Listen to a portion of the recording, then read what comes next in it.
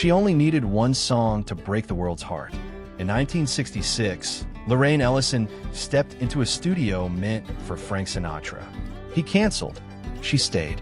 The orchestra had already been booked, and so, with just her voice and a song called Stay With Me, Lorraine recorded one of the most emotional ballads in soul history. Her voice was thunder and tremble, church and chaos. One take, and the room went silent. Critics wept. Aretha respected her, but the world moved on. She never had another hit. She died at 51, but in that one moment, Lorraine Ellison sang what many of us are too afraid to say. Don't leave me now, not when I need you most.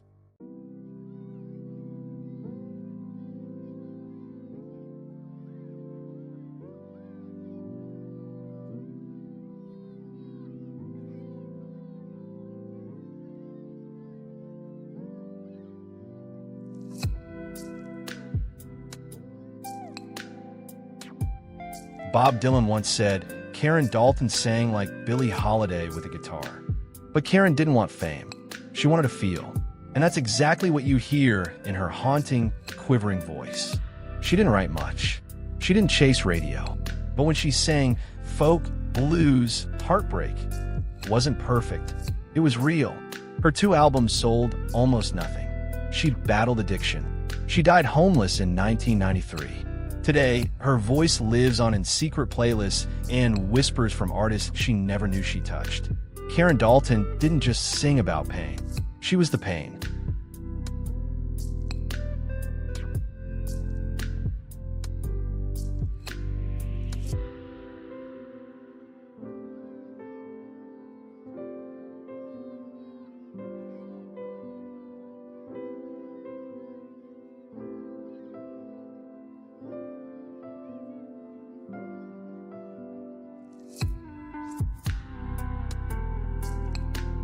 Before Jeff Buckley sang Hallelujah, there was Tim.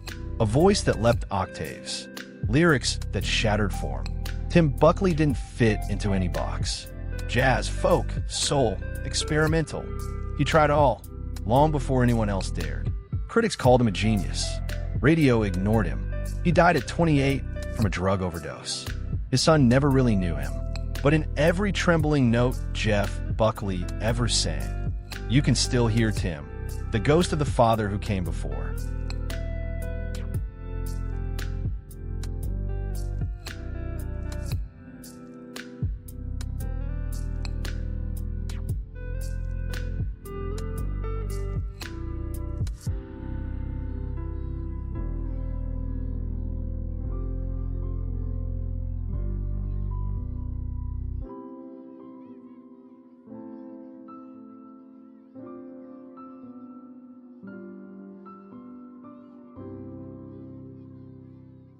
When Linda Jones sang, it felt like prayer, like she was begging the universe to listen. She had one hit, Hypnotized, and it fit her, because when she sang, you couldn't look away. But diabetes was her curse. She collapsed in a dressing room at age 27, gone, just as she was rising. Her family kept her memory alive, but the world forgot. And yet, where her voice returns through old vinyl or dusty playlists, it feels like she never left.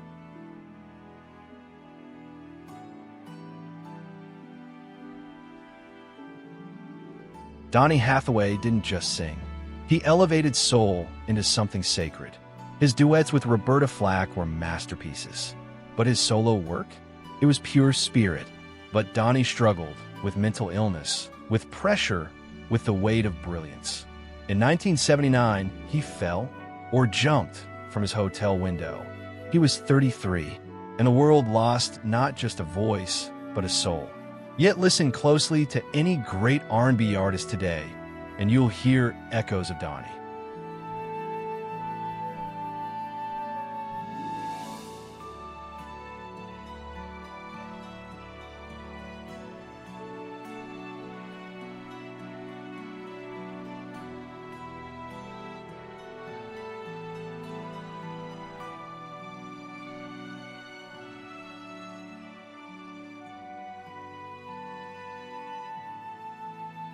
In the smoky corners of Southern soul, there was a voice that could break you with a whisper.